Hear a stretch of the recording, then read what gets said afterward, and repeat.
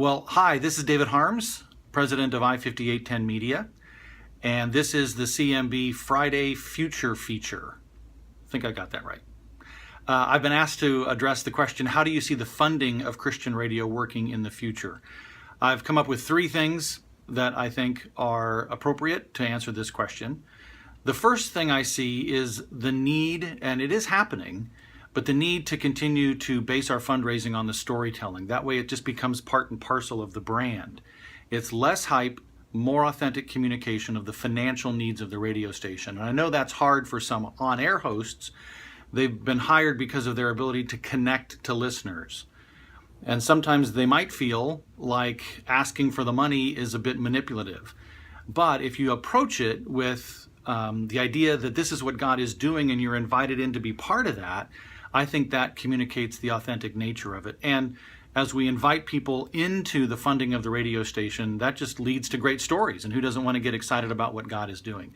If you have maybe some questions about how to do that, how to get your hosts a little more in tune with the fundraising and being comfortable in that, I've got two books I'd recommend. One is called A Spirituality of Fundraising by Henry Nouwen. Now, it's a small book. It's an easy read in 30 to 45 minutes.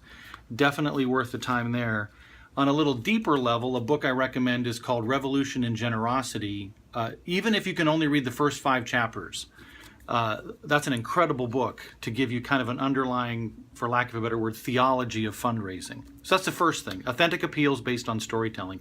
The second thing is I see a lot of integration needed between all the other elements of the funding of the radio station. The on-air presentation is just one element of that.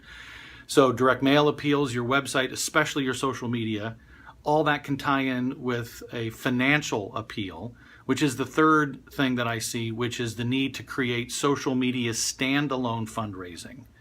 There's some things we've been trying with our third-party clients like Rescue Missions and World Concern and others that are strictly off-air, strictly social media, and we've been seeing some good result to that too. So I eventually see that translating into radio station fundraising. So 3 things that I see in the future of funding Christian radio.